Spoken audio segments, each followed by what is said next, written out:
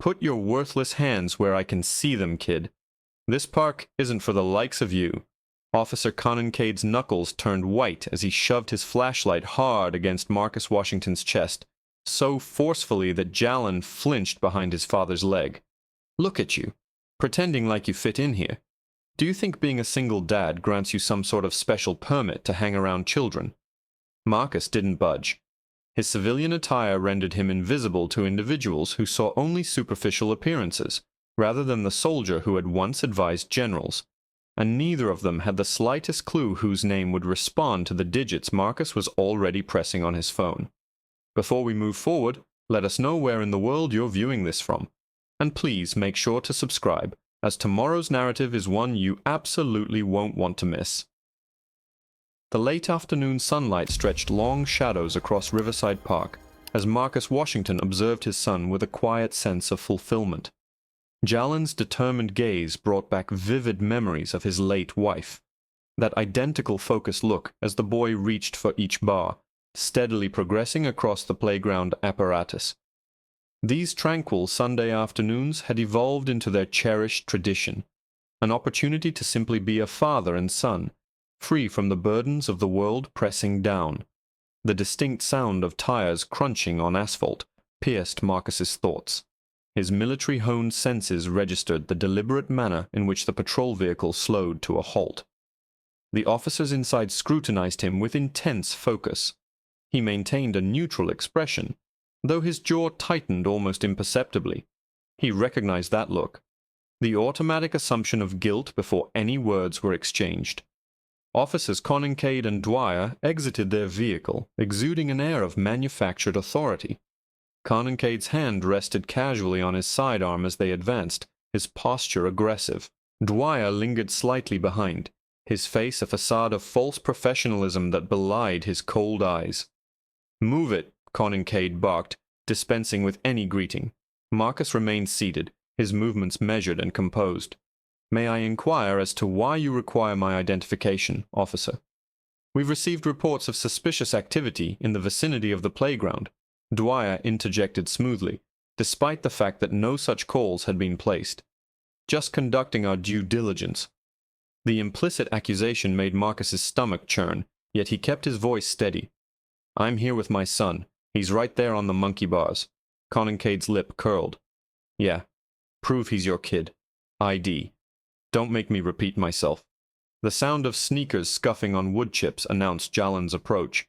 The boy's eyes widened as he took in the scene, his earlier playful confidence dissolving. "Dad, what's happening?" "Stay back," Dwyer snapped, causing Jalon to stumble backward.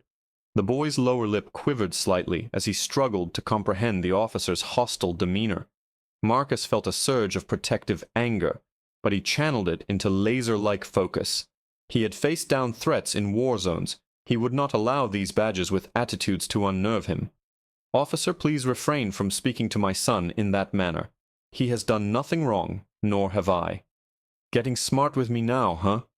Conancade's hand shot out, seizing Marcus's arm and attempting to pull him forward. "How about we discuss your attitude down at the station?"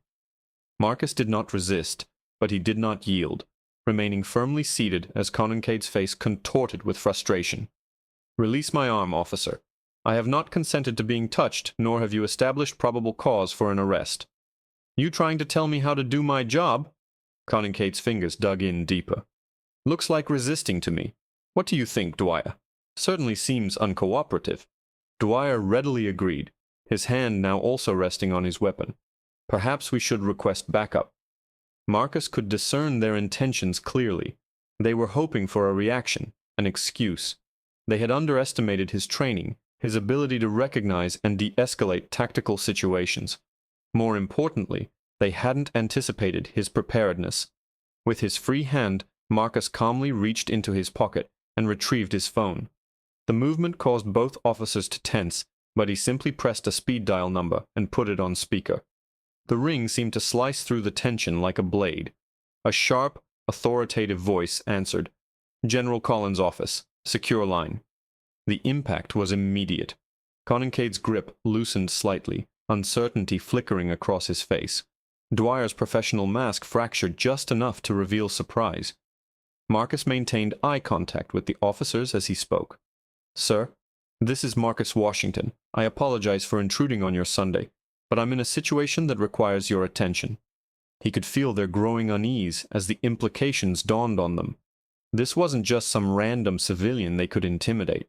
This was someone with connections, someone who understood precisely how to document and report abuses of authority, someone who had likely faced far graver threats than two small-town officers with inflated egos. Jalin had cautiously moved closer to the bench, drawing solace from his father's composed demeanor. Marcus yearned to pull his son into his arms, to shield him from this ugly display of prejudice, but he kept his focus on the officers, knowing any sudden movement could provide them with the pretext they sought. The park had grown hushed, other parents drawing their children away from the tense scene. The late afternoon sun glinted off the officers' badges, making them gleam like counterfeit gold. All show, no substance, tarnished by the men who wore them. Marcus could see the gears turning in Dwyer's mind, attempting to devise a way to spin this, to twist the narrative. But with a general's office on the line, their usual tactics were ineffective. They had inadvertently targeted someone who knew precisely how to fight back. Not with physical force or raised voices, but with accountability and witnesses. The silence stretched, punctuated only by the distant sounds of children playing and the faint static of the phone connection. The power dynamic had irrevocably shifted, and everyone was aware of it. These officers had approached expecting an easy mark, someone they could bully and demean without repercussion. Instead, they found themselves under scrutiny, their actions being recorded at a federal level. The warm afternoon air crackled with tension as they reached this critical juncture. Marcus remained perfectly still, his military training evident in his controlled breathing and unwavering gaze. The phone connection remained active, capturing every second of this confrontation, ensuring that whatever transpired next would not go undocumented. The speakerphone crackled with static as both officers stood frozen, their earlier bravado evaporating like morning mist. The voice emanating from the Pentagon carried an unmistakable weight of authority that seemed to physically push them back a step. "Mr. Washington, are you under duress?" the aide inquired crisply. "Yes, sir," Marcus replied, his voice firm. "I am currently being detained by two officers at Riverside Park while attempting to enjoy a Sunday afternoon with my son." "Officers, identify yourselves. Badge numbers now." The command cut through the air with surgical precision. Cade's face had taken on an interesting shade of crimson, his mouth opening and closing without forming coherent words. Dwyer's hand twitched near his weapon, but the movement only made him appear nervous rather than menacing. Officer James Cade, badge 4472, Cade finally managed to stammer out. "Officer Michael Dwyer, badge 3891, Dwyer added, attempting to salvage his professional facade, even as beads of sweat formed on his forehead. Marcus held his phone steady as he spoke. "Sir, these officers approached me without cause while I was supervising my 8-year-old son at the playground. They demanded identification, forcibly grabbed my arm without consent, and spoke aggressively to my child. Officer Cade is currently restraining my arm in what I perceive as an attempt to provoke a reaction." Cade's fingers sprang open as if Marcus's arm had suddenly become searingly hot. He took another step back, glancing desperately at Dwyer for direction, but his partner appeared equally bewildered. "I have already contacted your department supervisor," the aide informed them. "He should be arriving shortly. Neither of you is to leave the scene or approach Mr. Washington or his son further. Is that clear?" "Yes, sir," they mumbled in unison, resembling schoolboys caught defacing school property. Jalin had edged closer to Marcus during the exchange, his small hand finding his father's free one. Marcus gave it a reassuring squeeze, proud of his son's composure. The boy's eyes were still wide, but the fear had been supplanted by curiosity as he observed these supposedly authoritative officers reduced to nervous shuffling. The screech of tires signaled the arrival of the supervisor's vehicle. Sergeant Martinez practically leaped out, his face set in grim lines as he surveyed the scene. He had clearly been apprised of the situation and precisely who Marcus Washington was. "Mr. Washington," Martinez addressed him directly, pointedly overlooking his own officers for the moment. I apologize for this incident. Would you please recount precisely what occurred? Marcus narrated the events in exact detail, his voice remaining calm and professional throughout. He described the unwarranted stop, the menacing conduct, the attempted intimidation, all while Conincade and Dwyer stood by, unable to refute any of it, with the Pentagon still monitoring. Officer Conincade grabbed my arm here. Marcus indicated the spot where red marks were still visible. After I had provided them with no justification for physical contact, they then attempted to escalate the situation when I requested they remove their hands from my person. Martinez's jaw tightened with each detail. When Marcus concluded, the sergeant turned to his officers with barely suppressed fury. Both of you, turn in your weapons and badges. You are on administrative leave, effective immediately. But Sarge, Conincade began to protest. Not another word, Martinez cut him off. Internal Affairs will be conducting a thorough review of this incident. Now, go wait by your vehicle. As the chastened officers slunk away, Martinez turned back to Marcus. Sir, I assure you this will be handled appropriately. We will require your statement for the official record, but that can be deferred until tomorrow if you would prefer to salvage what remains of your afternoon with your son. Thank you, Sergeant, Marcus replied. I will come by the station tomorrow morning. After a few more minutes of procedural discussion and a farewell to the Pentagon aide, Marcus finally stood, still holding Jalen's hand. The boy had been remarkably patient throughout the ordeal, but Marcus could sense the questions forming. How about some ice cream, he suggested, eliciting a bright smile from his son. I think we both deserve a treat after all that. At the ice cream parlor a few blocks away, they sat at a small table near the window. Jalen enthusiastically attacked a double scoop of mint chocolate chip, while Marcus savored a simple vanilla cone. The sun was beginning to dip below the horizon, casting elongated shadows across the street outside. Dad? Jalen asked between bites. Why were those officers so mean? We weren't doing anything wrong. Marcus considered his response carefully. Sometimes, son, people believe that having authority grants them the right to treat others poorly. But they learned a difficult lesson today. You can't simply bully everyone. There are always consequences for treating people unjustly. Like when you called the general. Jalen's eyes sparkled with understanding. Exactly, Marcus nodded. It's important to stand up to bullies, but you have to do it intelligently. Being prepared and remaining calm is generally more effective than becoming angry or frightened. You weren't scared at all, Jalen said admiringly. I was worried for you, Marcus admitted, but I knew we would be all right because we hadn't done anything wrong, and I had a plan to manage the situation. They finished their ice cream as dusk settled over the city, the street lamps flickering to life one by one. As they exited the shop, Marcus noticed a police SUV idling across the street, its headlights fixed directly upon them. The following morning dawned crisp and clear. However, Marcus's trained eye immediately detected the dark silhouette of a patrol SUV lurking halfway down his block. He stepped onto his front porch, trash bag in hand, maintaining his normal routine despite the unwelcome surveillance. The vehicle's tinted windows obscured its occupants, but Marcus could feel their stares tracking his every movement. He walked to the curb with measured steps, deposited the bag in the bin, and made a mental note of the SUV's license plate number. His military intelligence training activated automatically. Observe, record, analyze patterns. Inside, Jalen was finishing his breakfast, spooning the last of his cereal with one hand, while attempting to cram his math homework into his backpack with the other. Ready for school, buddy? Marcus asked, his voice light and casual. Almost, Jalen replied, finally succeeding in zipping his overstuffed backpack closed. The drive to school was uneventful, but Marcus noted another patrol car joining their route 2 turns after they departed his residence. He took a few extra turns, confirming his suspicion. They were undeniably being followed.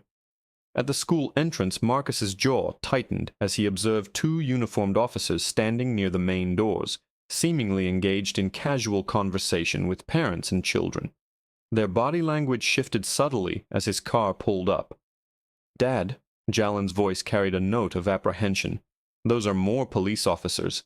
It's all right, Marcus assured him, squeezing his son's shoulder. Just stay close to me. They had not reached the halfway point to the entrance when the officers intercepted them. plastering on insincere smiles that did not reach their eyes. "Good morning," the taller officer called out with exaggerated cheerfulness. "We're conducting a safety survey with the students. Would you mind if we asked your son a few questions?" Marcus felt Jalin press closer to his side. "I do mind, very much," he replied evenly. "My son is a minor, and you possess no authority to question him without my presence or consent." "Sir, it's just a routine procedure," the second officer began. "No, it is not," Marcus cut him off, his voice firm but controlled. "You are here because of yesterday's incident, and this is a transparent attempt at intimidation. I suggest you both remember that harassing a child is a serious offense." He guided Jalin towards the entrance, positioning himself between his son and the officers. "Come on, buddy. Let's get you to class. A." Inside the school, Marcus escorted Jalin all the way to his classroom, a departure from his usual routine. He knelt down to his son's eye level just outside the door. "Remember what we discussed yesterday?" he asked softly.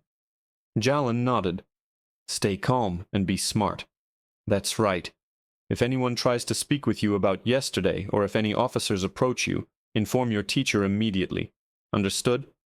"Understood, Dad." Jalin hugged him tightly before heading into his classroom. Meanwhile, across town at the precinct, Lieutenant Brick's face had turned an alarming shade of purple as he paced behind his desk. Officers Canoncade and Dwyer sat before him like chastised school children. "A Pentagon complaint?" Brick's voice was dangerously quiet. "You two geniuses managed to involve the Pentagon in a simple stop." "Sir, we didn't know who he was," Canoncade protested weakly. "Exactly," Brick exploded, slamming his hand on the desk. "You didn't know, so you acted like thugs. And now we have brass from Washington breathing down our necks." He leaned forward, planting both hands on his desk. "Do you have any idea how this makes me look? How it makes this department look?" Lieutenant Dwyer spoke up, attempting a reasonable tone. "We can explain it as a misunderstanding." "Shut up," Brick snapped. "You've done enough talking. Now we have to remind this man where he lives. He doesn't get to humiliate this department and walk away thinking he's won." Back at his office, Marcus was already implementing countermeasures. He pulled out a fresh notebook, meticulously documenting the morning's events in precise detail: times, locations, badge numbers, vehicle descriptions. He had learned in the military that documentation was often the most effective weapon against systematic harassment. His phone buzzed with a text from his neighbor. "Police car's been parked outside for 3 hours now." Marcus added the information to his notes, then contacted his lawyer to update her on the escalating situation. She agreed to file for an emergency restraining order if the harassment persisted. Throughout the day, Marcus observed patrol cars wherever he went. Outside his office near the coffee shop where he grabbed lunch, circling the block as he ran errands. He documented each instance, meticulously building a clear pattern of surveillance and intimidation. When he picked Jalin up from school, the officers from the morning were gone, but a different patrol car idled across the street. Marcus made sure to walk his son to the car in full view of the officers, allowing them to witness his phone recording their presence. That evening, after Jalin was settled in bed with his comics, Marcus sat at his kitchen table, reviewing his notes from the day. 18 separate instances of police presence, 4 different vehicles, at least 6 different officers involved. The pattern was undeniable. This was organized harassment, not random patrol activity. His phone rang, displaying a blocked number. Marcus answered but remained silent. "They're not finished with you." The voice was low, distorted, almost mechanical. The line went dead before Marcus could respond. He added the call to his notes, including the exact time and duration. Whatever game they were playing, Marcus knew one thing with absolute certainty. They had no idea who they were dealing with. Marcus settled into his dining room chair early Tuesday morning, his laptop humming as he logged into his work system. The familiar sounds of Jalin preparing for school drifted from upstairs, drawers opening and closing, the shuffle of sock-clad feet on hardwood floors, the occasional thud of a dropped shoe. "Dad, have you seen my blue folder?" Jalin called down. "Check the coffee table, buddy." "You were doing homework there last night," Marcus replied, his fingers moving steadily across the keyboard as he reviewed overnight security reports. The morning light streamed through the front windows, casting long shadows across his meticulously organized workspace.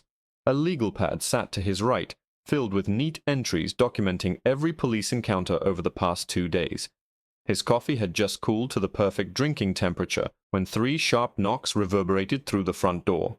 Marcus's hand instinctively moved towards his phone. He activated the video recording app as he approached the door, already anticipating what he would find on the other side. Through the peephole he saw 2 uniformed officers, unfamiliar faces from yesterday, the same predatory stance. "Who is it?" he called out, though he already knew the answer. "Police, sir. We need to speak with you." Marcus opened the door, but kept the security chain firmly in place. "How may I assist you, officers?" The taller one, his name tag reading Morrison, stepped forward. "We received a report of a loud argument emanating from this address. Neighbors are concerned." "There has been no argument here," Marcus stated firmly. "As you can hear, it's merely my son getting ready for school." He held up his phone, clearly recording. "Badge numbers, please." The second officer, Wheeler, shifted his weight aggressively. "Sir, we need to enter the premises to ensure everyone's safety." "No, you do not," Marcus replied calmly. "You have no probable cause, no warrant, and no consent. I am recording this interaction, and I can clearly see your badge numbers. Would you care to explain why you are fabricating claims about a disturbance that never occurred?" Jalen appeared at the landing, a blue folder clutched in his grasp. "Dad, it's all right, son. Just finished getting ready for school," Marcus called back, his gaze fixed on the uniformed figures. Morrison's jaw clenched. "Sir, if you persist in being uncooperative," Marcus interjected, "I am being entirely cooperative. I've acknowledged your presence, responded to your assertions, and explained their falsehood. Now, unless you possess a warrant, we are concluded. I will be adding this incident to my ongoing record of harassment." The officers exchanged looks before Morrison spoke again. "We will note your lack of cooperation in our report." "I'm sure you will," Marcus replied, "just as I am noting this entire interaction in mine." He firmly shut the door, listening to the sound of their departing footsteps. Jalen descended, his backpack now properly stowed. "Were they here because of what transpired at the park?" Marcus pulled his son into a brief embrace. "Yes, but fret not. They are merely attempting to unnerve us. Remember what I've instructed you?" "Stay calm and be astute," Jalen recited, managing a faint smile. After dropping Jalen off at school, Marcus returned to his work, but an incoming email from Human Resources disrupted his focus. The subject line caused his stomach to clench. "Urgent confidential matter." He opened it to find a carefully worded message stating that the department had received an anonymous tip expressing apprehension about his emotional well-being and suggesting he might present a threat to workplace safety. The email requested he arrange a meeting with HR to discuss these concerns. Marcus's response was prompt and comprehensive. He appended his detailed documentation of the police harassment, complete with timestamps, badge numbers, and video evidence. He elucidated the situation clearly, emphasizing the pattern of intimidation that had emerged since the park incident. His military background and security clearance attested to his stability, and he pointed out that anonymous tips coinciding with documented police harassment should be met with extreme skepticism. The workday passed in a haze of reports and virtual conferences, but Marcus's thoughts repeatedly drifted back to the morning's confrontation. He collected Jalen from school at the customary time, observing yet another patrol car parked across the street. "How was your day?" he inquired as Jalen settled into the back seat. His son was uncharacteristically subdued. "Mrs. Peterson asked me to remain after class. She wanted to know if everything was all right at home." Marcus's hands tightened on the steering wheel. "What did you tell her?" "I said everything was fine, but she kept asking peculiar questions, like if I ever felt frightened at home or if there was a lot of shouting." Jalen's voice faltered slightly. "Dad, did someone tell her bad things about us?" Marcus inhaled deeply, suppressing his anger. "Some individuals are attempting to cause us trouble, son. But we will handle it intelligently, all right? Just as we always do." That evening, after Jalen had retired for the night, Marcus retrieved the surveillance cameras he had ordered with expedited delivery. He worked methodically, installing units to cover every approach to the residence. One was mounted above the front door, angled to clearly capture faces.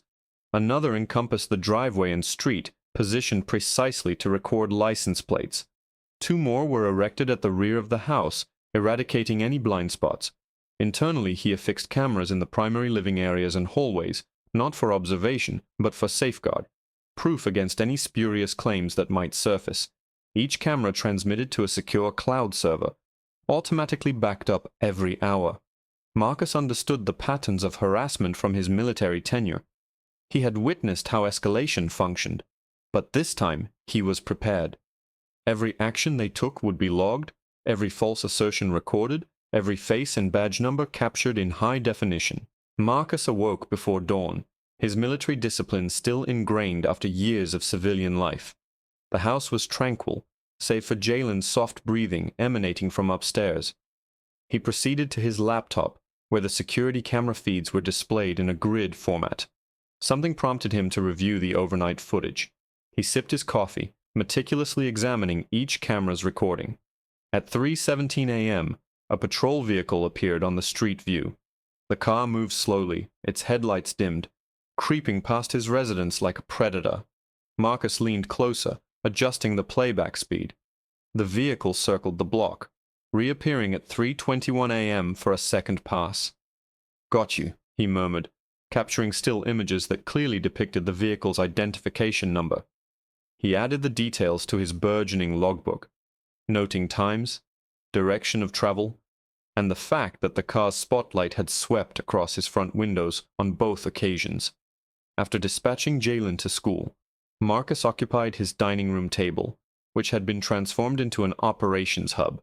His laptop showcased multiple windows: police department archives, public records, civil court filings, and news repositories. Years of military intelligence work had equipped him with the ability to discern patterns, and this harassment felt orchestrated and practiced. He commenced with complaint records against the precinct. The public database was sparse, but his Pentagon contacts had provided deeper access. Names began to recur: Consincade, Dwyer, Morrison. More critically, their superior, Lieutenant Brick, appeared consistently. Marcus constructed a spreadsheet, cataloging dates, locations, and types of incidents. "Same playbook," he muttered, highlighting another complaint that mirrored his own experience: anonymous calls regarding disturbances, sudden welfare checks, escalating pressure until families relocated or withdrew their complaints. A reference in one report caught his attention: situation resolved by Division 9 intervention. He discovered the same phrase in 3 additional cases, all involving officers who had faced serious accusations. In each instance, the issues mysteriously dissipated along with the complainants. Marcus opened a new document, typing rapidly. Division 9. No official listing in department structure. His printer whirred as he gathered key documents. Employing different colored highlighters, he marked names, dates, and patterns. Yellow for officer names, green for locations, red for Division 9 references. The pattern solidified with each page. He retrieved a fresh manila folder, labeled it Operation Clean House, and began organizing the documents in a military fashion.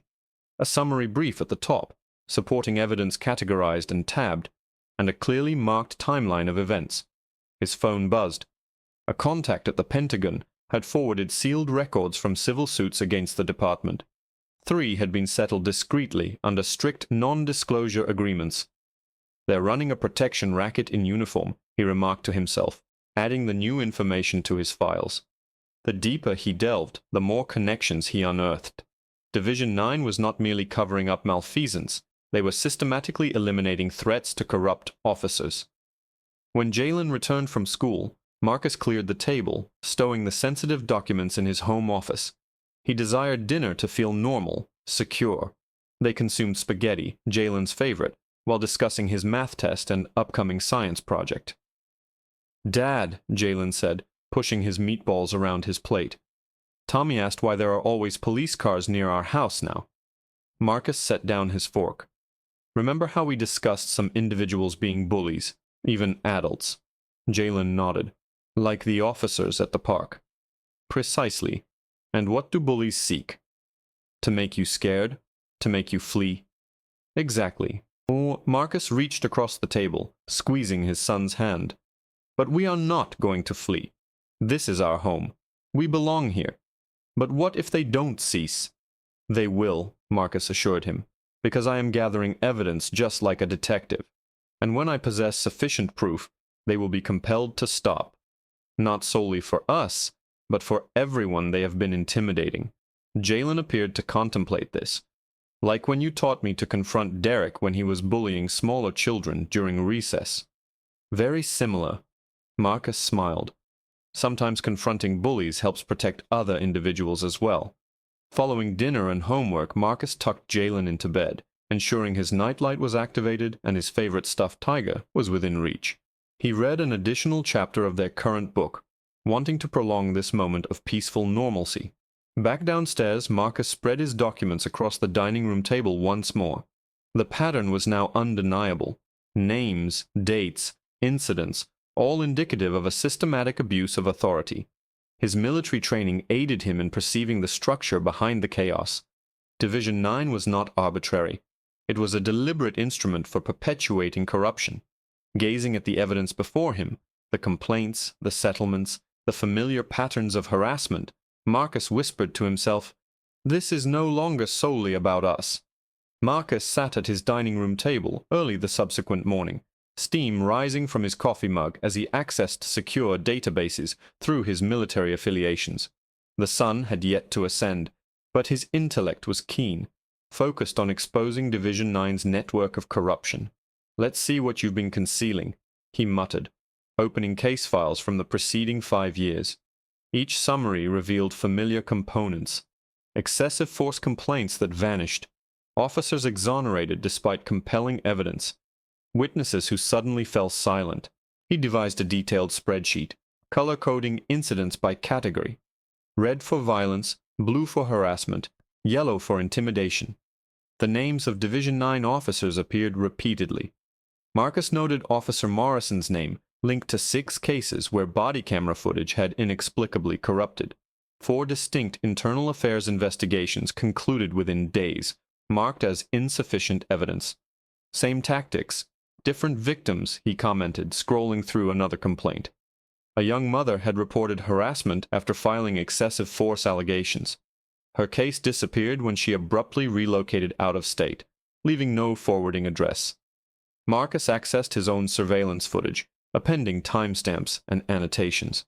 He documented every patrol car, every random stop, every suspicious call to his workplace or Jalen's school. The pattern was evident. Systematic intimidation designed to exhaust targets until they capitulated. At the precinct across town, Lieutenant Brick paced his office, his countenance flushed with indignation. "He's not yielding," he growled to his officers and Morrison. "Time to demonstrate to him the consequences for individuals who do not recognize their station." "Sir, he's documenting everything," Morrison cautioned. "Perhaps we should." "I do not care what he documents," Brick declared, slamming his hand on the desk. "Nothing official, no reports, no calls logged. Merely make his existence unbearable until he breaks or departs." Back at his residence, Marcus reviewed his home security feeds while adding notes to his report.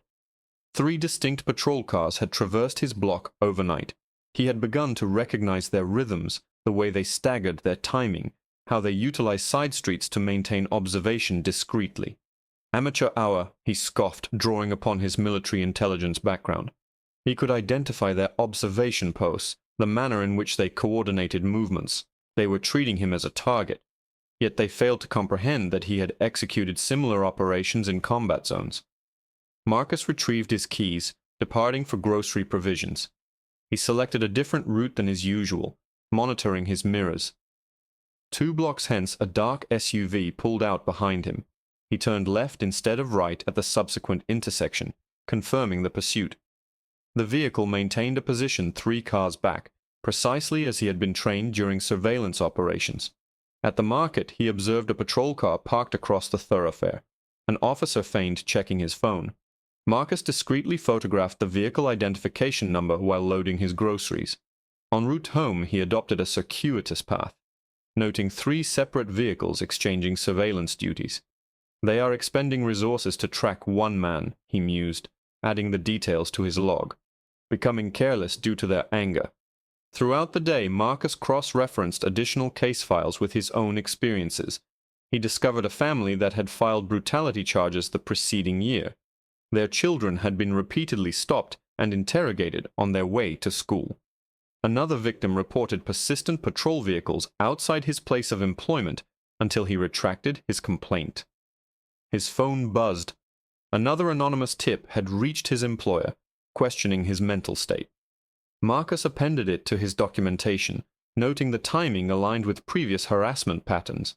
He had already apprised his supervisor of the situation, furnishing evidence of the orchestrated campaign against him. The afternoon sun cast elongated shadows as Marcus compiled everything into a comprehensive digital brief.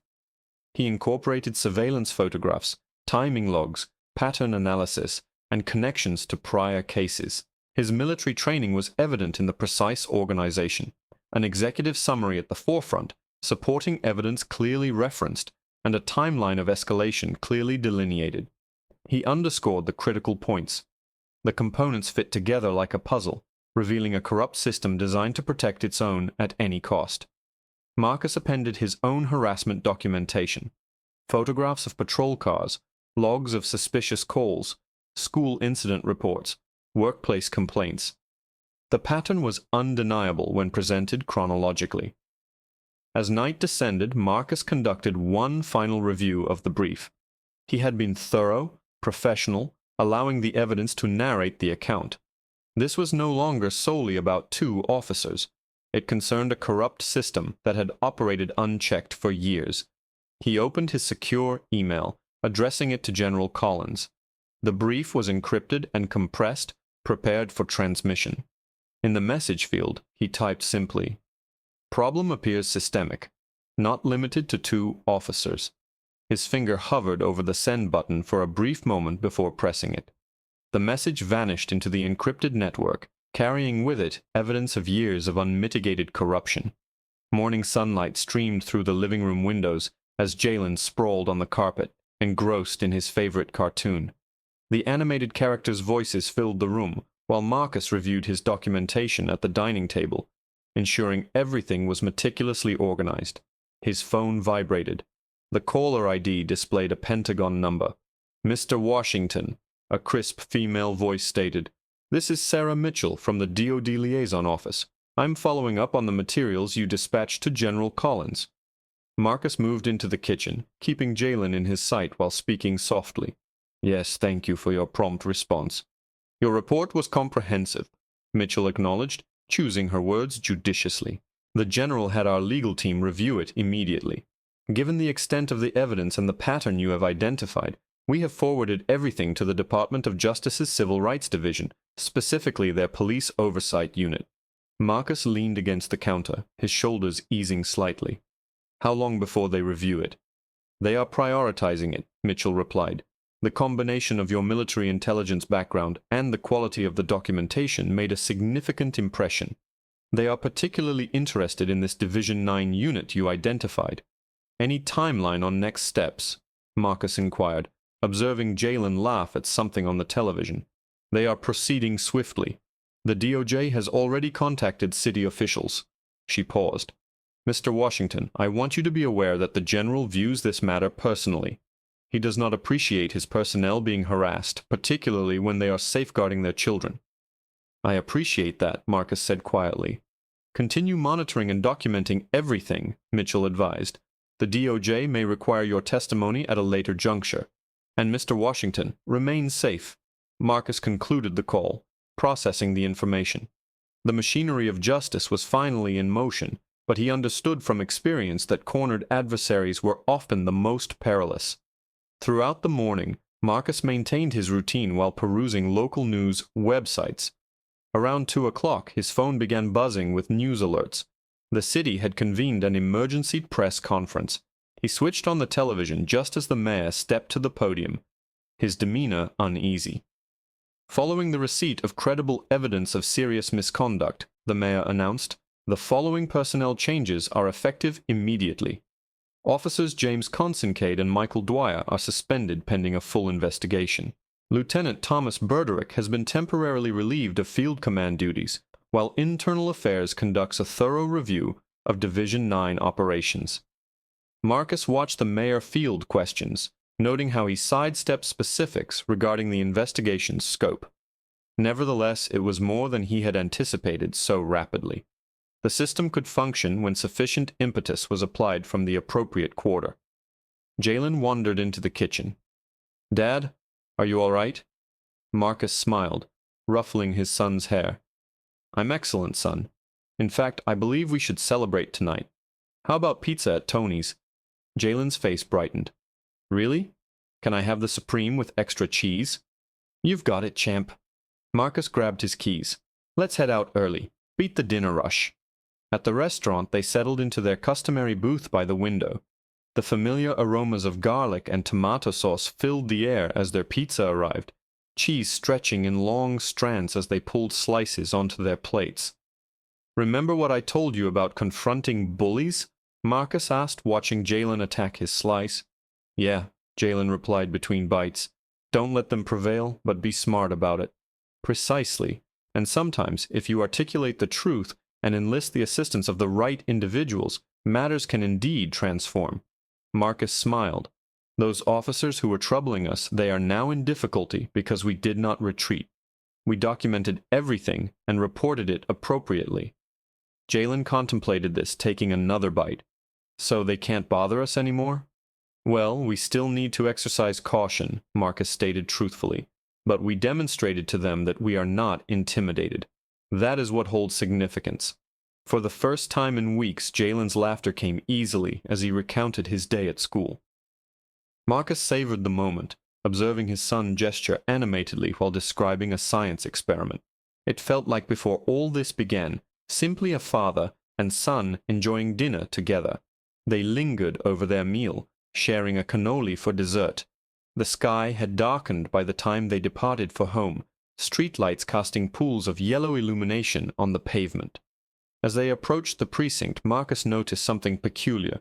Typically, only 2 or 3 patrol cars would be parked outside at this hour. Tonight he counted 6 vehicles clustered near the entrance. Officers stood in tight formations. They drove past slowly. One officer turned to observe their vehicle, his expression dark and irate. Marcus recognized him. Officer Morrison, one of Brick's trusted Division 9 operatives. The man's face was contorted with barely restrained fury as he tracked their car's trajectory.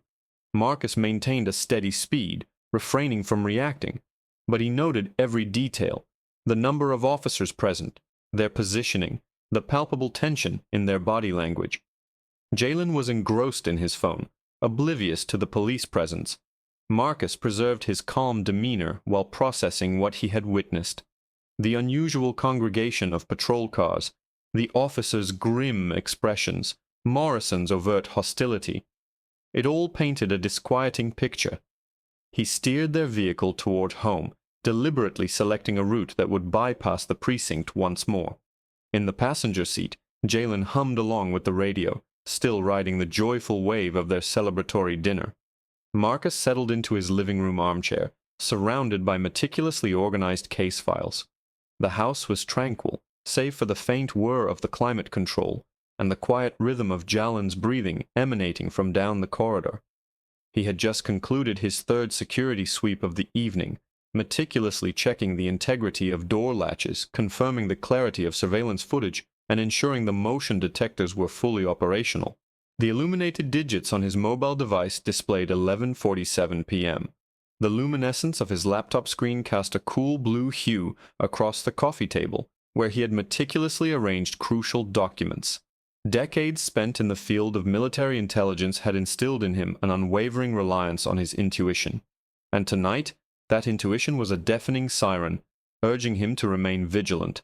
He accessed the exterior camera feeds on his phone, systematically cycling through the vantage points of the front lawn, side access points, and the rear patio. All appeared in order, yet the street itself seemed unnaturally still. No vehicular traffic had passed for well over an hour, a rarity even for their secluded residential district. Marcus performed one final check of Jalen's chamber, easing the door open just sufficiently to glimpse his son's serene slumber. The boy had succumbed to sleep, his small hand tightly gripping his cherished plush dinosaur, an image of pure innocence amidst the unfolding turmoil. Returning to the main living area, Marcus re-examined another collection of files that outlined Division 9's modus operandi, specifically their late-night incursions. He had unearthed numerous instances where they had acted with precipitous force, invariably citing the existence of warrants that proved absent from all official judicial records. The digital clock advanced to 11:58 p.m., precisely as the entire residence was plunged into absolute darkness. The abrupt cessation of all electronic sound felt profoundly disorienting. Marcus's musculature coiled as his combat conditioning swiftly took precedence. This was no ordinary power failure. He could discern the subtle electrical thrum originating from residences across the thoroughfare. Heavy footfalls echoed on the front veranda. A multitude of boots, attempting stealth, nonetheless betrayed their presence to his finely tuned auditory senses. Marcus was already in motion, maintaining a low profile as the initial, forceful impact of a battering ram reverberated through the front entryway. A resounding crash. Wood fractured and splintered as the doorframe yielded. Beams of intense light sliced through the blackness, sweeping across his furnishings. A contingent of individuals clad in tactical attire breached the entrance. "Police! Search warrant!" a commanding voice boomed. Yet Marcus observed no such decree, no formal declaration, only uniformed operatives storming inward with their weapons at the ready. He moved with silent alacrity down the hallway towards Jalen's room, his bare feet making no sound on the plush carpeting. His son sat upright in bed, his eyes wide with palpable apprehension. "Hush now," Marcus whispered, gently lifting him. "Remain absolutely still, my friend, just as we practiced in our safety drills." Jalen nodded, clinging to his father as Marcus retrieved his phone from his pocket. With practiced dexterity, he initiated the audio recording function, capturing the cacophony of destruction emanating from the front of the dwelling. "Locate that scoundrel," a voice bellowed. "Ransack this entire place. You cannot evade us, Washington," another voice declared. "You should have maintained your silence." Marcus recognized Morrison's distinctive vocalization, despite the apparent attempt at concealment. He guided Jalen through the oppressive darkness, relying on his precise mental rendition of the house's architectural layout. They proceeded in a low, crouched posture, consciously avoiding any proximity to windows where their outlines might be discernible from the exterior. The sounds of methodical devastation pursued them. Furniture overturned, drawers emptied, glass shattering. Marcus's jaw tightened audibly as he heard the crunch of his laptop being smashed, yet he continued their silent exodus. The preservation of life held infinitely greater import than material evidence at this juncture. They reached the rear exit just as shafts of illumination began to sweep down the main hallway. Marcus delicately nudged the door ajar, immensely grateful for having lubricated the hinges the preceding day. The refreshing night air greeted their faces as they slipped outside. Jalen trembled but remained resolutely silent, his face buried against his father's shoulder. Marcus navigated the shadows of their backyard swiftly, utilizing the dense hedgerow for concealment. He could faintly discern radio transmissions originating from the front yard. At least 6 operatives, possibly more. "Check the rear," someone shouted from within. "Rodriguez, secure the alley." Marcus altered their trajectory instantaneously, cutting across his neighbor's property instead. He moved diagonally away from the alley's potential access, employing residences and arboreal cover for concealment. His bare soles encountered every stray twig and pebble, yet he disregarded the minor discomfort, his sole focus on ensuring Jalen's secure passage. They traversed 3 additional yards, Marcus pausing momentarily at each to ascertain the presence of any pursuit. His phone continued its silent recording, capturing both the distant echoes of the raid and his own measured exhalations during their clandestine movement. Jalen had emitted no sound, but Marcus could perceive the rapid palpitation of his son's heart. He offered barely audible reassurances as they navigated the interstitial spaces between domiciles. "You're doing exceptionally well, my boy. We're almost there. Remain resolute for me."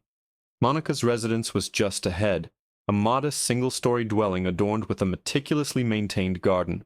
A soft light emanated from behind her living room drapes. Marcus had strategically chosen their escape route, knowing her penchant for late nights spent engrossed in medical dramas. They crossed her front lawn with haste, exposed to the open for mere moments. Marcus could still detect the residual commotion from his own dwelling, 2 blocks distant. His knuckles rapped urgently against Monica's portal, acutely aware that each second spent in the open amplified their vulnerability. "Please be home," he whispered, holding Jalen close as they waited within the shadowed alcove of Monica's porch. "Please be awake."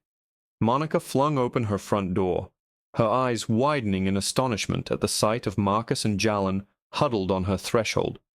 "Oh my goodness," she murmured, swiftly ushering them inside. "Come in, both of you." She secured the lock behind them and meticulously drew the curtains taut. Marcus's bare footprints left faint traces of soil on her cream-colored carpet, a detail she seemed not to register. Her attention was wholly occupied by Jalen, who had not yet lifted his head from his father's embrace.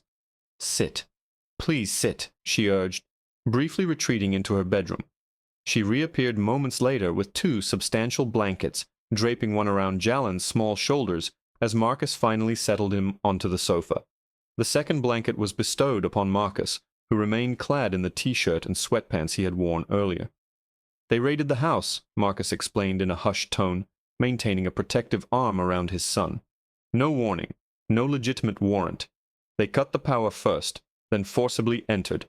His voice retained a remarkable steadiness, yet Monica observed the pronounced tension in his jaw and the carefully controlled anger in his gaze. "The authorities did this?" she inquired, settling into a chair opposite them. Her medical training immediately detected Jalen's shallow respiration. "Jalen, sweetheart, try to take some deep breaths for me, won't you?" The boy nodded, finally lifting his head, his eyes still wide and processing the night's traumatic events. Monica proceeded to her kitchen and returned with a glass of water and a small plate of cookies. "Here, something sweet might help settle your nerves." Marcus withdrew his phone, halting the recording he had initiated at the commencement of the raid. "I managed to document a portion of it, but my laptop is undoubtedly destroyed by now. They were in the process of dismantling everything when we departed." "Those villains," Monica muttered, then quickly offered an apology for her language in Jalen's presence. She had been his steadfast support since Marcus's wife, her own sister, had passed away 3 years prior. "You both will be staying here tonight. No arguments." The hours drifted by with excruciating slowness. Monica prepared hot chocolate and softly played cartoons, attempting to foster an atmosphere of normalcy.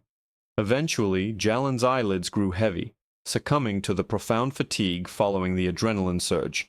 Monica settled him in her guest bedroom, tucking him in with exceptional care. "He's finally asleep," she reported upon her return, finding Marcus still rigidly seated on the sofa, his gaze fixed upon his phone. "You should rest as well." "I must return at first light," Marcus stated, "to document everything meticulously before any attempts are made to obscure the evidence." "Marcus," Monica began, her voice laden with concern. "I understand," he interrupted gently, "but I must handle this correctly. They will not simply cease their actions." As the first rays of dawn appeared, Marcus stood in Monica's driveway, now attired in borrowed footwear and a jacket she had insisted he accept. "Keep him close," he instructed her. "Permit no one other than myself to collect him, regardless of their claims." "I have him," she assured him. "Be cautious." Marcus approached his damaged residence with extreme circumspection, commencing by photographing the exterior. The severed power lines, the distinct boot impressions in his flower beds, the fractured door frame. A few neighbors were already stirring, ostentatiously avoiding direct observation from behind their curtains. Mr. Chen, an elderly gentleman from next door, made his way over deliberately. They arrived in unmarked vehicles, Mr. Chen divulged quietly, glancing around nervously. "Black SUVs, no lights visible. I counted 8 individuals, possibly more. They remained for nearly 2 hours." "Did you observe any form of warrant?" Marcus inquired, his phone recording their conversation. "No official documents, only masks and firearms," Mr. Chen replied, shaking his head. "This is fundamentally unjust, Mr. Washington." Thank you for providing me with this information, Marcus responded with genuine gratitude. You should return inside now. It is safer for you. Once inside, Marcus's hands clenched involuntarily at the scene of utter devastation. Every drawer had been wrenched open and emptied, sofa cushions savagely slashed, photographs dislodged from the walls. They had even uprooted sections of carpeting, presumably in search of concealed compartments. His laptop lay in fragmented pieces upon the dining room table. He moved with deliberate purpose through each room, meticulously filming the disarray. The destruction intensified, closer to the rear of the dwelling. Walls bore punched-out holes. Furniture was overturned. Even his bed frame had been sundered down its center. Jalen's room had also been thoroughly ransacked.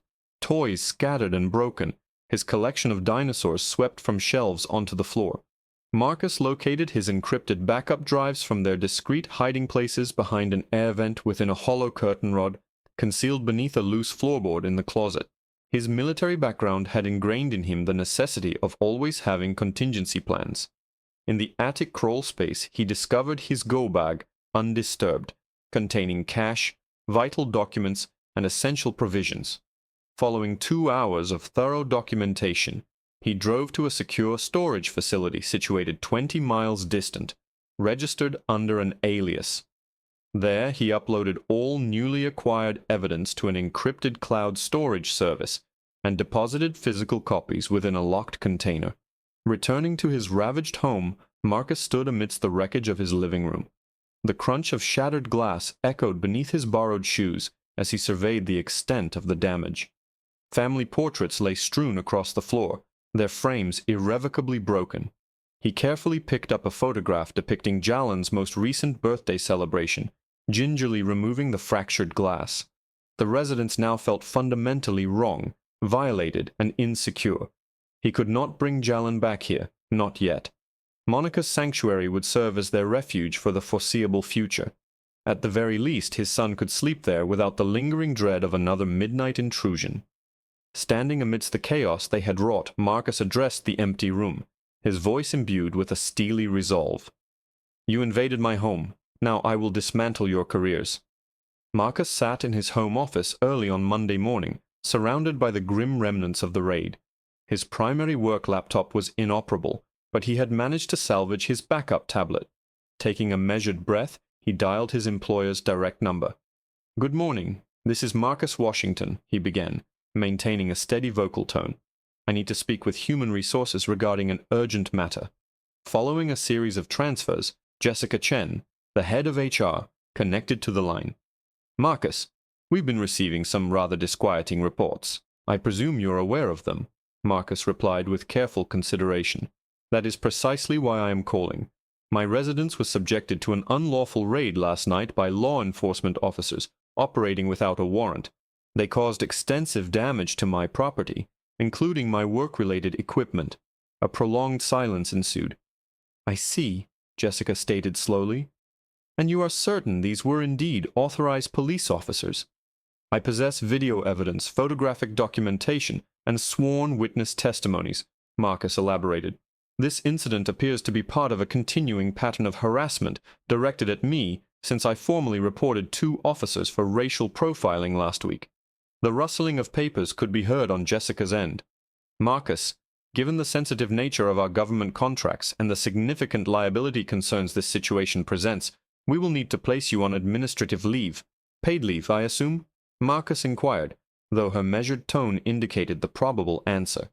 Regrettably, this will be unpaid until the situation stabilizes, Jessica responded, her voice adopting a distinct corporate detachment. We must prioritize the safeguarding of the company's interests. Marcus's jaw tightened perceptibly. I understand. And how long do you anticipate this leave will extend? Until such time as we can ascertain there will be no further disruptions to our operational continuity? We will conduct a reassessment in 30 days. Following the conclusion of the call, Marcus promptly accessed his bank accounts. The abrupt cessation of income would undoubtedly present a significant hardship. He possessed substantial savings, but the anticipated costs of home restoration and potential legal expenditures would rapidly deplete them. He had been prudent to transfer funds to separate, untraceable accounts. His subsequent call was placed to the Pentagon liaison, utilizing the secure communication line they had provided. "Sir, I must report a significant escalation," Marcus commenced, his military background evident in his precise and concise delivery.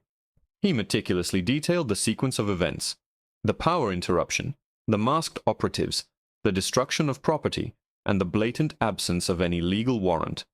The liaison's breathing pattern altered noticeably as Marcus described Jalon being compelled to flee his own home in the dead of night. "My word," the liaison murmured.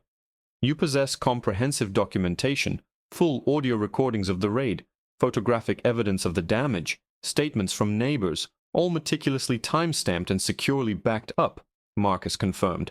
"I am transmitting it now via the encrypted channel. This situation transcends mere harassment, Mr. Washington. This constitutes a coordinated assault on a civilian by law enforcement personnel. I am escalating this matter immediately." While Marcus dedicated his efforts to documenting and formally reporting the raid, Lieutenant Brick was actively engaged in disseminating his own skewed narrative at the precinct. He convened his most trusted officers in the briefing room, ensuring the doors were securely closed. "Listen closely," Brick growled. "Washington has completely lost his faculties. He is levying baseless accusations, issuing threats against officers, displaying undeniable signs of severe instability." The assembled officers exchanged uneasy glances as Brick continued his fabrication. "We have received credible reports indicating his increasingly erratic behavior in the vicinity of his child's school. Paranoid tendencies, public anti-police pronouncements, the entire spectrum. If anyone inquires, you will corroborate these observations." A younger officer shifted uncomfortably. "But, sir, the complaint to the Pentagon is clearly the desperate maneuver of someone harboring a deep-seated animosity towards law enforcement." Rodriguez abruptly interrupted him. "We are protecting our own personnel here. Washington poses a significant threat, and he is actively attempting to dismantle this department. Bear that firmly in mind." By the afternoon, Marcus could already discern the pervasive impact of Broderick's smear campaign. The school principal contacted him, expressing apprehension regarding Jalon's attendance in class. The local news outlets broadcasted a segment detailing escalating tensions between the police force and an increasingly confrontational resident. Marcus drove to the courthouse with the intention of filing an emergency injunction against the police department. The clerk's eyes widened noticeably upon seeing his name on the submitted paperwork. "Oh, our system is currently experiencing technical difficulties," she stammered. "Perhaps you could try again tomorrow." "The computer appears to be functioning quite adequately," Marcus observed calmly, noting her palpable discomfort. "I will wait." She retreated into a back office, reappearing shortly thereafter with a supervisor who took one look at Marcus and declared, "We are unable to process this request today. Technical complications."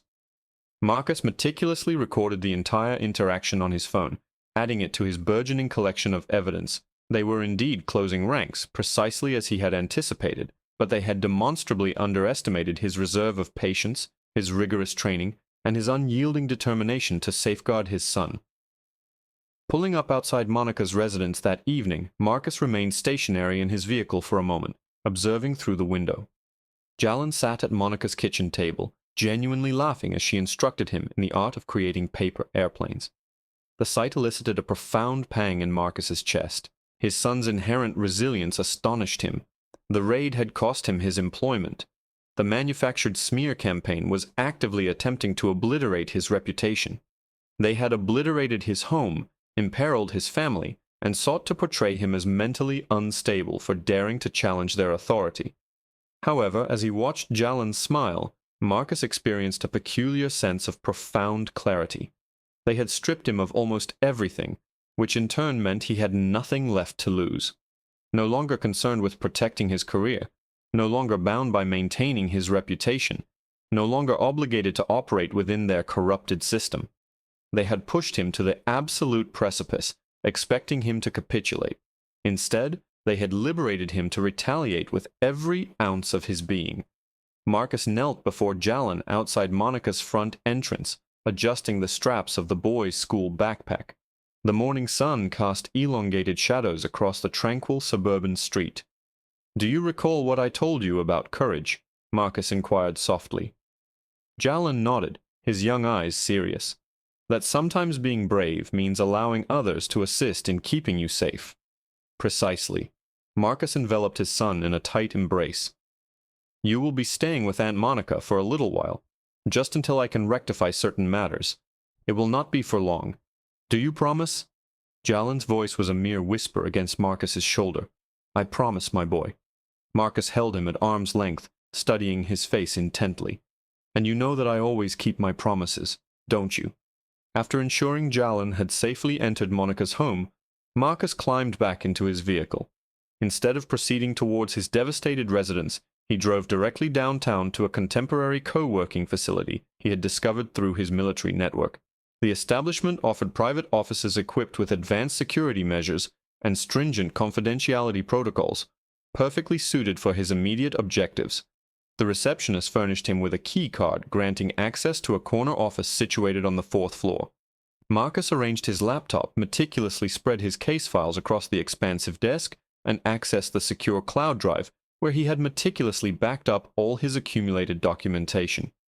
Years of extensive intelligence work had instilled within him the paramount importance of meticulous record-keeping. Time to assemble it all, he murmured, opening a fresh document. He commenced by detailing Division 9's hierarchical structure, establishing a clear chain of command extending from Lieutenant Brodick down through the ranks. Each individual entry was accompanied by relevant dates, incident reports, and discernible patterns of behavior. He noted how specific officers consistently appeared in cases involving the harassment or intimidation of civilians who had lodged formal complaints. Remarkably akin to a terrorist cell, Marcus observed grimly, recalling similar analytical exercises he had conducted in overseas operations. Identical tactics, albeit a different uniform. The chronology of harassment followed next. He meticulously laid out every recorded incident in chronological order, commencing with that initial confrontation at the park. Each entry incorporated officer names, badge numbers, witness accounts, and corroborating evidence. The recurring pattern was unmistakably evident, a systematic escalation meticulously designed to break him. Around midday, Marcus paused to procure coffee from the communal break room. His military training instinctively prompted him to scan the street below through the expansive floor-to-ceiling windows. Although no police patrol vehicles were visible, he observed an unmarked sedan that had remained stationary for an unusually extended period. He discreetly photographed its license plate through the tinted glass. Returning to his desk, Marcus incorporated a dedicated section addressing surveillance methodologies. He meticulously detailed the persistent drive-bys, the presence of unmarked vehicles, and the coordinated efforts to monitor his movements. His background in intelligence analysis enabled him to recognize sophisticated professional techniques being perverted for purposes of harassment. The fabrication of warrant reports, the intrusive school interviews, the anonymous tip-offs.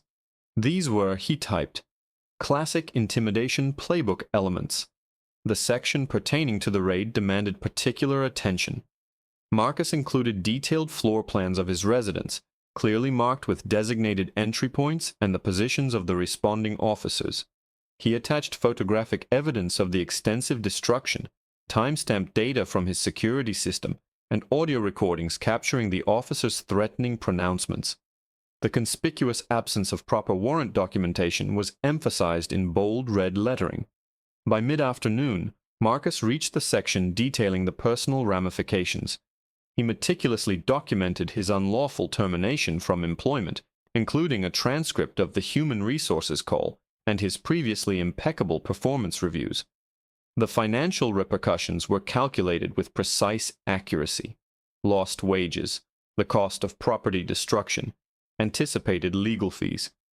He additionally noted the school's sudden and suspicious concerns regarding Jalin, as well as the courthouse's inexplicably inconvenient technical difficulties. Connect the disparate elements, Marcus reminded himself. Reveal the underlying pattern. The final section addressed the systemic abuse of power. Marcus cross-referenced numerous similar cases from the preceding 5 years, illustrating how Division 9 had repeatedly targeted civilians who dared to challenge police misconduct. He incorporated statistical data pertaining to dismissed complaints, suspiciously lost evidence, and instances of witness intimidation. They are not merely corrupt officers, he wrote. They operated as a coordinated unit, leveraging official authority to suppress dissent. As twilight descended, Marcus meticulously reviewed the finalized report. It read like a tactical intelligence brief, precise, thorough, and damning. Every assertion was substantiated by concrete proof, every link validated by empirical data. This was no longer merely his personal narrative. It represented an exhaustive exposé of pervasive malfeasance. Marcus meticulously created secure backups onto encrypted storage devices before commencing the careful process of dissemination. The Department of Justice was the initial recipient, followed by his contacts within the Pentagon. He forwarded copies to the State Attorney General's office and the Governor's legal counsel. The ultimate copy was dispatched to a specialized federal civil rights task force he had become aware of through General Collins' recommendation.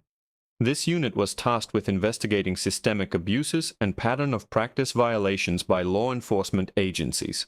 With each transmission of the document, Marcus felt a palpable burden lift. They had attempted to crush him with fear and isolation, but they had underestimated his training. They had cornered him, anticipating his collapse. Instead, they had left him with nothing to lose and everything to defend. As external darkness enveloped the office, Marcus leaned back, observing the final upload complete. The information was now in circulation, permeating networks beyond their capacity to control or coerce. Let them attempt to discredit him now, he mused.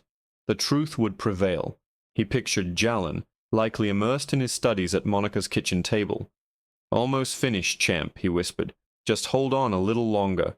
The following morning, Marcus sat at Monica's kitchen table, his laptop open and notes neatly arranged. His military timepiece indicated 7:55 a.m., 5 minutes before his scheduled conference call with the Department of Justice and a Pentagon liaison. The house was hushed. Monica had taken Jalin to school early, recognizing Marcus's need for uninterrupted concentration. His coffee sat untouched, having gone cold as he reconfirmed crucial points. Precisely at 8 a.m., his secure communication line chimed. Marcus answered, his voice firm. "Marcus Washington speaking." "Mr. Washington, this is Special Agent Claire Davidson with the DOJ Civil Rights Division," a crisp female voice replied. "I have Colonel Matthews from the Pentagon Liaison Office with me. We've reviewed your dossier and have some specific questions, if you're ready." "Yes, ma'am. I have all supporting documentation available. Let's start with Division 9. Davidson continued. "You've identified Lieutenant Broderick as the commanding officer. Can you walk us through how this unit operates within the department?" Marcus leaned forward, drawing a particular file closer. Division 9 functions as what Broderick refers to as his Special Operations Unit. On paper, they manage sensitive inquiries. In practice, they serve as his enforcement mechanism for addressing civilian complaints and internal concerns. "How so?" Colonel Matthews inquired. "They employ coordinated harassment strategies, surveillance, fabricated calls, and anonymous tips. When these methods prove insufficient, they escalate to direct intimidation, as evidenced by the raid on my residence." Marcus's tone remained steady, despite the vivid recollection. "I have documented at least 7 comparable instances against other complainants over the past 3 years. Davidson's tone sharpened when discussing the raid. "You mentioned no proper warrant was presented. Can you elaborate?" "They breached my doorway at approximately 23:47 hours, Marcus stated, accessing his detailed chronology. "Multiple officers in tactical gear, their faces obscured. They declared a police warrant but never produced any documentation. I possess audio recordings of their entry, the subsequent destruction of property, and Lieutenant Brick's direct involvement." Marcus played a segment from his mobile device. Officers during the raid could be heard exclaiming that the lieutenant wants this wrapped up cleanly and to ensure nothing is found. "That's his voice in the background," Marcus noted. "I served 15 years in military intelligence. I am proficient in verifying audio signatures." The investigators posed further inquiries regarding specific incidents, dates, and involved personnel. Marcus responded with precise detail, referencing his documentation and offering to furnish original files. His military background was evident in his organized responses and meticulous attention to detail.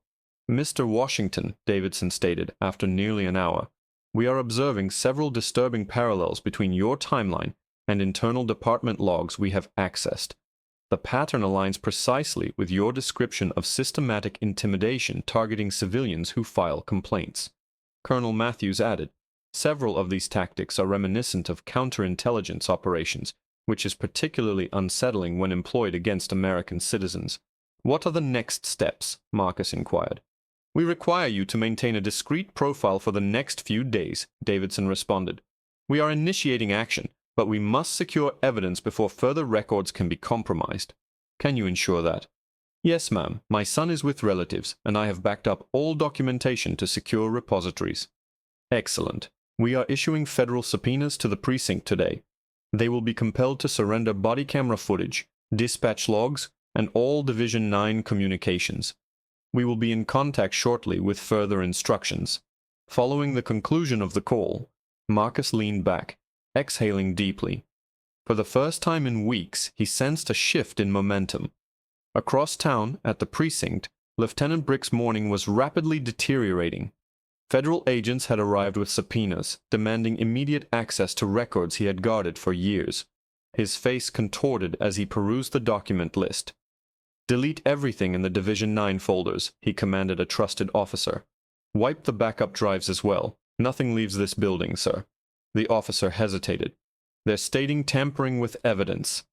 "Just do it," Rodri snapped, unaware that federal technicians had already created mirrored copies of most systems overnight. By afternoon, Marcus decided to survey his residence. He navigated cautiously, monitoring for surveillance, but the usual patrol vehicles were conspicuously absent. The street was quiet as he pulled up. Inside, the destruction still stunned him. Upset furniture lay strewn across the floors. Walls bore holes from intrusive searches for concealed compartments, and his home office remained in disarray. Family photographs lay shattered in their frames. Marcus moved methodically through each room, packing essential items into a duffel bag. Clothing, documents, medications. He gathered Jalen's cherished books and his well-worn stuffed tiger. The boy would want those. Surveying the scene one last time, Marcus experienced a surge of both anger and determination. They had desecrated his home in an attempt to break his spirit. Instead, they had merely demonstrated the depths to which they would sink to conceal their malfeasance. As evening approached, Marcus drove to Monica's residence. He would not risk sleeping in his damaged home tonight, not with Brick growing increasingly desperate. His son's safety took precedence, and together they would await justice to finally apprehend those who had so long abused their authority. Marcus jolted awake on Monica's couch at 4:47 a.m., his military instincts reacting to the distant hum of helicopter rotors. The sound was intensifying, accompanied by the familiar wail of multiple sirens echoing through the pre-dawn gloom. He sat up, reaching for his phone as it vibrated with incoming alerts. The screen illuminated his face in the dim living room as he read the initial message. "Breaking. FBI conducting mass raid on Metro Police Precinct." Further notifications flooded in. Marcus opened a local news live stream, keeping the volume low to avoid disturbing Jalen, asleep down the hall.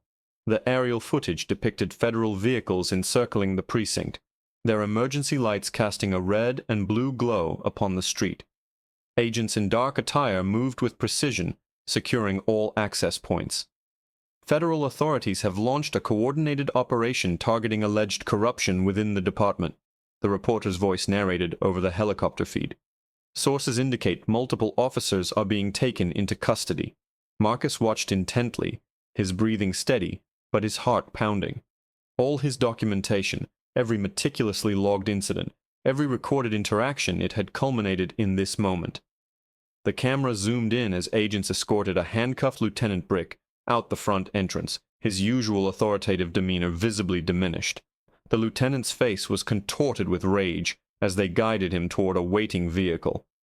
"Lieutenant James Brick is being charged with multiple counts of conspiracy, obstruction of justice, and civil rights violations," the reporter continued. "This follows a months-long investigation into systemic abuse of power within the department. More officers emerged in custody. Marcus recognized Concada's stocky build and Dwyer's characteristic stiff gait as they were escorted out separately. The news ticker scrolled details of their charges: falsifying police records, witness intimidation, conducting unlawful raids.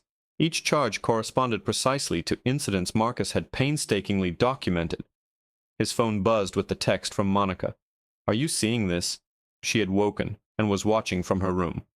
"Yes," he typed back. "Let Jalen sleep. We'll explain everything at breakfast." The live stream showed several officers voluntarily exiting with boxes of files, conversing with federal agents.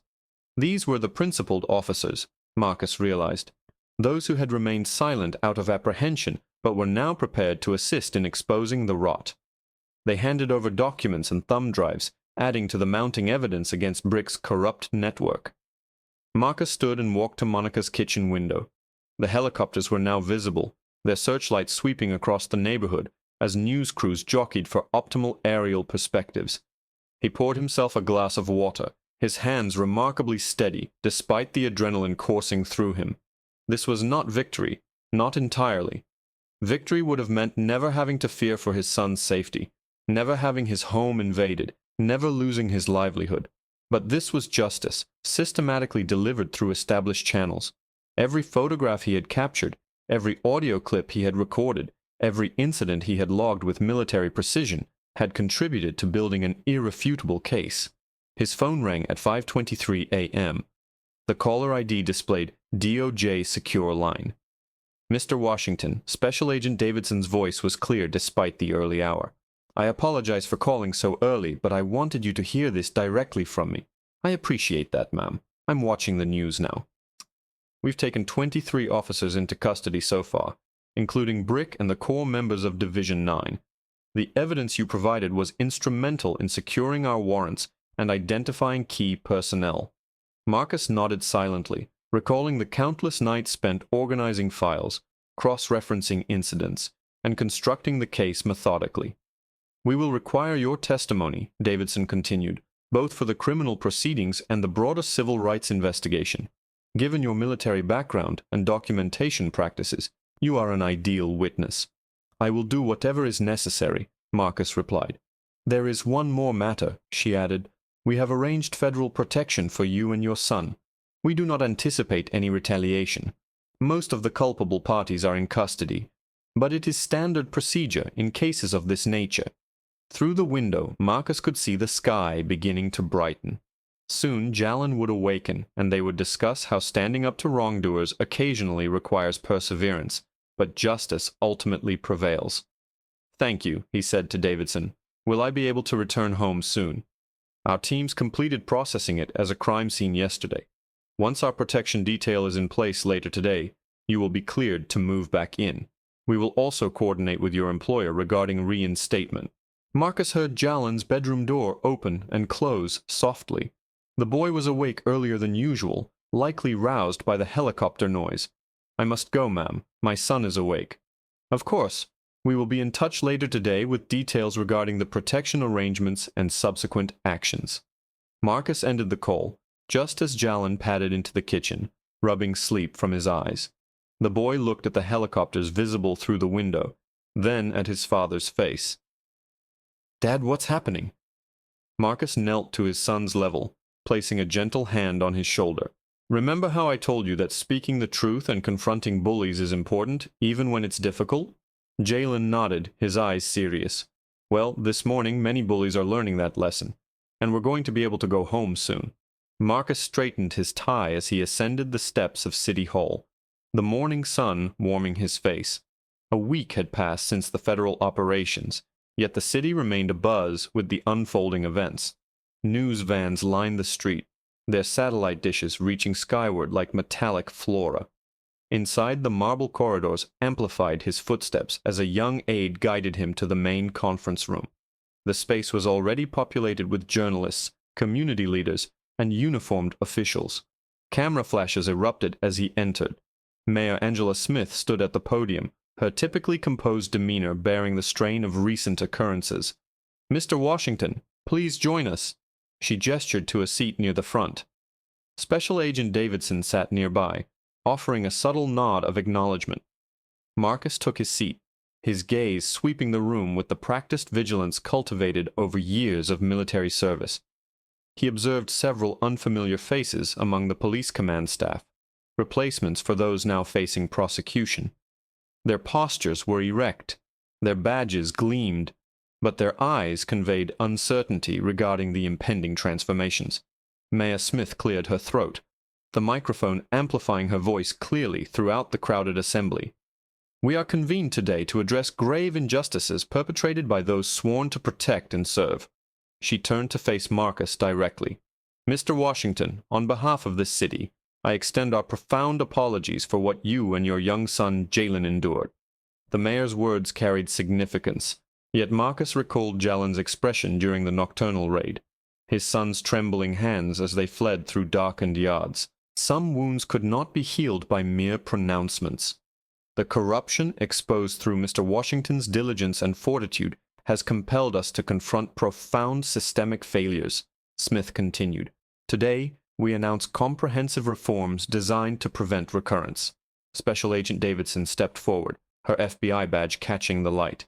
Division 9, the unit implicated in much of this misconduct, is hereby permanently disbanded. All its former members are presently under investigation. She paused, making eye contact with the assembled media. Furthermore, we are instituting mandatory external oversight for all police operations. The police chief, newly appointed following his predecessor's resignation, detailed specific adjustments. Every officer will be equipped with body cameras that cannot be deactivated. Footage will be subject to random audits by independent reviewers. Community review boards will be empowered to investigate complaints and recommend decisive action. Marcus listened attentively, noting how these reforms mirrored recommendations from his report. Each modification addressed specific patterns he had meticulously documented: the omitted footage, the disregarded grievances, the coercive tactics. Mayor Smith spoke again, her tone shifting from apology to an outlook of possibility. "Mr. Washington, your distinctive background, encompassing military intelligence, crisis management, and now direct experience with police misconduct, renders you invaluable to our reform initiatives." She gestured to a folder on the table. "We would like to offer you a position as lead consultant for our new officer training program." Marcus opened the folder, perusing its contents. The role would empower him to shape how officers learn to engage with citizens, identify biases, and uphold accountability. The remuneration would be substantial, accompanied by the authority to implement tangible changes. "Your experience will be crucial in rebuilding trust," the police chief added. "Show our officers a more effective path forward." Marcus considered Jalen and the prospect of other children facing similar predicaments. "I accept," he stated firmly into the microphone, "provided I am granted full autonomy to design the program according to my specifications." "Agreed," Mayor Smith nodded. "We have learned the steep cost of maintaining the status quo." The proceedings continued with details regarding his residence. The city had authorized an expedited settlement encompassing all repairs and supplementary compensation. Workers had already replaced the damaged doors, mended the walls, and restored the rooms to their original state. As cameras flashed and officials exchanged handshakes, Marcus experienced a complex confluence of emotions. The reforms were significant, yet they had come at a considerable personal cost. He reflected on his military training, recognizing that some of the most arduous victories leave the deepest scars. Following the assembly, he drove home slowly, still adjusting to the unmarked federal vehicle that now provided his escort. The sight of his restored house elicited a wave of relief. The front door was new, crafted from solid oak rather than the previous hollow core, complete with reinforced frames and enhanced security locks. Inside, fresh paint concealed the marks of violence, yet he could still mentally trace the trajectory of each impact. Marcus checked his watch. School would conclude soon. He would collect Jalen and bring him home, truly home for the first time since the incident. The boy had demonstrated remarkable fortitude throughout the ordeal, stronger than any 8-year-old should ever need to be. He moved through each room, habitually checking windows and surveillance cameras. The security system was state-of-the-art, with direct links to federal response units. The kitchen had been replenished. Jalen's preferred cereals were neatly arranged in the pantry. Later, as dusk settled, Marcus and Jalin sat at their own dining table once more.